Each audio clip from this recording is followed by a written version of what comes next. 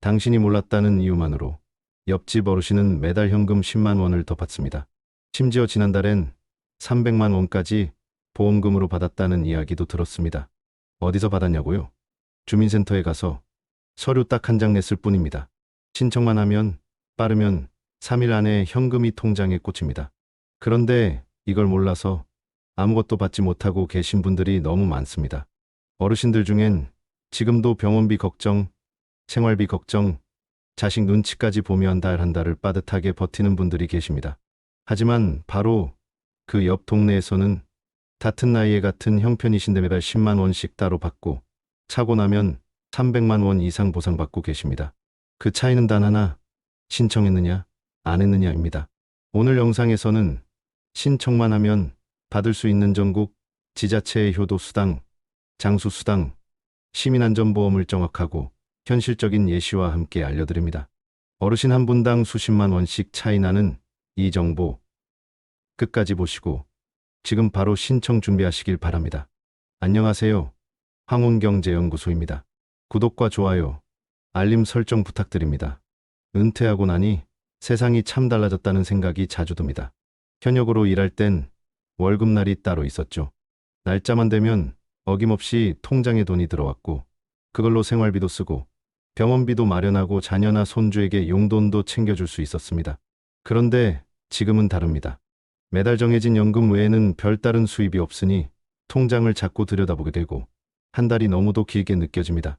그런데 이상하게도 요즘은 같은 또래인데도 훨씬 여유롭게 사는 분들이 계십니다. 경로당에서 자주 얼굴을 뵙게 되는 분들 중에는 하루가 멀다 하고 도시락을 사오시고 손주에게 책값도 넉넉하게 쥐어주시는 분이 계십니다. 처음에는 자녀가 잘 나가는가 보다, 큰 재산이라도 물려받았나 보다 생각했지만 자세히 들어보면 그렇지도 않더군요. 알고 보니 그분들은 우리처럼 뉴스나 신문에서 흘려들은 정부 지원 제도를 놓치지 않고 하나씩 챙기셨던 겁니다. 가장 먼저 알게 된 건 효도수당이라는 제도였습니다. 이건 국민연금이나 기초연금처럼 국가에서 일괄 지급되는 돈이 아니라 각 지역의 시나 군, 구청에서 자체적으로 정한 조례에 따라 지급되는 지역수당입니다. 이름이 효도수당이라 좀 낯설 수 있지만 실제로는 자녀와 함께 사는 고령자에게 지급되는 수당입니다. 예를 들어 고양시처럼 자녀와 주민등록상 한 집에 살고 있으면 매달 5만 원이 꼬박꼬박 입금됩니다. 청주시처럼 지역에 따라서는 월 10만 원까지 지급되는 곳도 있습니다. 소득 조건을 따지지 않고 단지 자녀와 함께 거주하는 것만으로도 받을 수 있다는 점이 특징입니다. 이 제도의 가장 큰 함정은 아무도 먼저 알려주지 않는다는 데 있습니다. 무슨 전단지가 오는 것도 아니고 구청에서 전화가 오는 것도 아닙니다. 본인이 주민센터에 찾아가서 또는 복지 포털을 통해 직접 신청해야만 받을 수 있는 제도입니다. 다 알고 있었는데 놓친 게 아니라 애초에 알지 못해 못 받는 경우가 대부분입니다. 수당 자체는 크지 않아 보여도 매달 꼬박꼬박 들어오면 분명 생활에 보탬이 됩니다. 다음은 장수수당이라는 제도입니다. 이건 이름처럼 나이가 많으신 어르신들을 위한 축하금과 같은 개념입니다. 보통은 만 80세 이상부터, 일부 지역은 85세 이상부터 지급되며 매달 2만 원에서 3만 원 정도가 추가로 지급됩니다. 서울 중랑구의 경우 100세가 넘으면 100만 원의 특별 축하금이 나가기도 합니다. 전북 장수군, 경북 칠곡군, 제주도처럼 고령 인구 비중이 높은 지역은 이 제도를 더욱 적극적으로 운영하고 있어서 해당 지역에 사는 어르신들 입장에서는 숨은 수익이 하나 더 생기는 셈입니다. 하지만 이 장수수당도 마찬가지입니다. 자동으로 지급되는 게 아닙니다. 만 80세가 넘으면 알아서 통장에 들어오겠지 생각하고 계셨다면 안타깝게도 한 푼도 받지 못하고 계실 가능성이 큽니다. 역시나 주민센터에 직접 신청해야 하며 어떤 지역은 거주, 기간 조건이나 본인 명의의 계좌 확인 등 간단한 절차가 필요할 수 있습니다. 그리고 이런 행정 조건은 지역마다 조금씩 다르기 때문에 본인이 살고 있는 지자체의 정확한 기준을 알아보는 것이 먼저입니다. 그리고 가장 놀라운 건 시민안전보험입니다. 이건 보험처럼 들리지만 실제로는 지자체에서 모든 주민을 자동으로 가입시켜주는 공공안전보장 제도입니다. 따로 보험료를 내는 것도 아니고 본인이 무언가에 동의하거나 사인한 적이 없어도 주민등록상 거주자로 등록만 되어 있으면 자동으로 가입되어 있는 제도입니다. 이 시민안전보험의 혜택은 생각보다 큽니다. 서울 강북구의 한 사례를 보면 횡단보도에서 가벼운 접촉사고를 당한 70대 어르신이 진단서와 통장 사본을 제출하셨는데 단 사흘 만에 300만 원의 보험금이 지급됐다고 합니다. 보험사에서 나온 게 아니라 구청에서 운영하는 시민안전보험 제도에 따라 정당하게 받은 보상금이었습니다. 청주시에서는 자전거를 타다 넘어져 팔이 부러진 분이 280만 원의 보상금을 받기도 했습니다. 다만 이 제도 역시 자동으로 돈이 들어오지는 않습니다. 사고가 발생했을 경우 본인이 직접 신청해야 하며 신청 기한도 있습니다. 보통 사고일로부터 3년 이내에 청구를 해야 하며 진단서, 주민등록등본, 통장사본, 신분증 사본 등의 서류를 준비해서 구청이나 보험대행 접수처에 제출해야 합니다. 한 가지 중요한 건 사고가 가벼워도 치료비가 얼마 안 들었어도 보험금은 진단 기준에 따라 정해진 금액이 나오기 때문에 본인의 부담이 줄어든다는 점입니다. 이처럼 우리 주변에는 몰라서 못 받은 혜택이 의외로 많습니다. 매달 몇만 원이라도 고정적으로 들어오는 돈이 있다는 것, 갑작스럽게 넘어져나 사고를 당했을 때 병원비 외에 위로금을 받을 수 있다는 것, 모두가 인생 후반전을 조금 더 당당하고 편안하게 만들어주는 장치들입니다. 그런데 문제는 이런 제도들이 마치 자동으로 혹은 누구나 받을 수 있는 것처럼 잘못 알려진 경우가 많다는 점입니다. 다음 승 파트에서는 바로 그 지점, 즉 많은 분들이 착각하거나 오해하고 있는 부분을 짚어보겠습니다. 신청만 하면 무조건 받을 수 있는 것인지, 아니면 자격 조건과 신청 절차라는 벽이 존재하는 것인지, 이 작은 차이가 실제로는 수십만 원의 차이를 만들 수 있습니다. 요즘은 어디를 가든지 정부에서 준다더라, 구청에서 뭘 또 해준다더라는 소문이 자주 들립니다. 그런데 정작 그 얘기를 꺼낸 분들도 제대로 알고 계신 경우는 드뭅니다. 다들 어렴풋이 들은 것 같긴 한데 얘가 해당이 되는지, 어디에 물어봐야 하는지, 어떻게 받아야 하는지 전혀 감이 없다고 하십니다. 그거 우리 동네에서도 한다던데 나도 대상일 텐데 왜 못 받았지? 자동으로 주는 거 아니었어요? 아무도 신청하라고 안 알려주던데요? 이런 말씀 들을 때마다 마음이 먹먹합니다. 제도가 없어서 못 받는 게 아닙니다. 정부 예산이 부족해서 못 주는 것도 아닙니다. 그냥 몰라서 못 받는 일이 훨씬 더 많습니다. 가장 큰 오해는 자동 지급일 거라는 착각입니다. 효도수당이나 장수수당처럼 이름에 수당이 붙으면 많은 분들이 국민연금처럼 매달 자동으로 입금될 거라고 생각하십니다. 예전에 구청 직원이 우리 동네 다 돌았던 것 같은데 그때 말이 없던 걸 보니 난 해당 안 되나 보다 하고 넘기시는 경우도 많습니다. 하지만 현실은 다릅니다. 이런 수당들은 대부분 신청을 해야만 받을 수 있는 수요자 중심 복지입니다. 구청에서 집집마다 찾아가서 알려주거나 전화를 주는 일은 거의 없습니다. 안내문조차도 직접 받는 분은 드뭅니다. 동네 커뮤니티나 경로당 혹은 친한 지인으로부터 들었다면 그나마 운이 좋은 편입니다.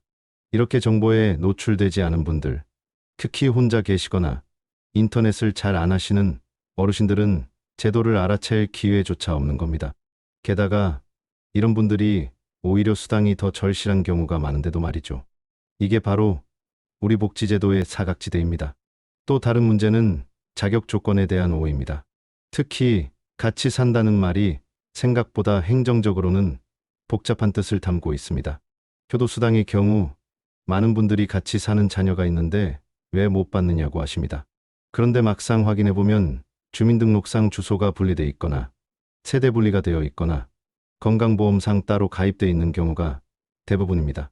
행정 시스템은 눈에 보이는 실제 생활보다 서류상 기록을 더 중요하게 여깁니다.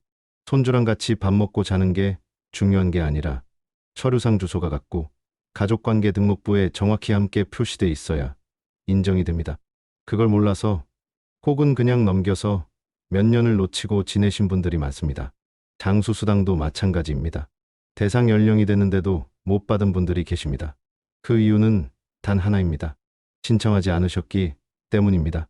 예전에 뭔가 공문이 왔던 것 같긴 한데 귀찮아서 안 갔지 하신 분들 혹은 우리 동네는 그런 거 없는 줄 알았어요라고 하시는 분들이 대부분입니다. 행정의 입장은 단순합니다. 오시면 드립니다. 안 오시면 드릴 수 없습니다. 복지는 이제 찾는 사람에게만 주는 시대가 된 겁니다. 가장 안타까운 건 시민안전보험입니다. 이건 모든 주민이 자동으로 가입되어 있어서 보험에들 필요 없이 보장이 된다는 점에서 정말 좋은 제도입니다. 그런데 정작 사고가 났을 때 이 제도를 몰라서 보상금을 한 푼도 못 받는 일이 수두룩합니다. 자전거 타다 넘어졌는데 팔이 부러졌어요. 병원비가 많이 들었어요. 이런 경험을 하셨다면 해당 지자체의 시민안전보험 보장 항목을 확인하고 진단서와 함께 주민센터에 청구하면 몇백만 원의 보상금이 지급될 수 있습니다. 하지만 대부분의 분들이 그걸 모릅니다. 자동 가입이 되어 있어도 사고 나면 본인이 직접 신청해야만 보상을 받을 수 있다는 사실을 모르기 때문입니다. 게다가 이 보험은 무기한 청구할 수 있는 것도 아닙니다. 사고일로부터 3년 이내에만 신청이 가능합니다. 사고가 났던 날이 기억도 가물가물해졌을 즈음엔 이미 기한이 지나버렸다는 얘기죠. 이 모든 제도들이 말해주는 건 단 하나입니다. 우리는 받을 수 있었는데도 안 받은 겁니다. 단지 몰랐기 때문에, 관심이 없었기 때문에, 그리고 그 무관심은 때로는 돈을 놓치는 결과로 이어졌고 기회와 권리를 잃는 일이 되었습니다. 어떤 분들은 절차가 복잡해서 그냥 안 받을래요. 몇만 원 받자고 줄 서는 것도 귀찮아요라고 하십니다.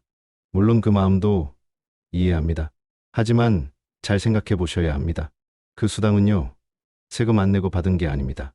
여러분이 수십 년 동안 낸 세금의 일부가 돌아오는 것일 뿐입니다.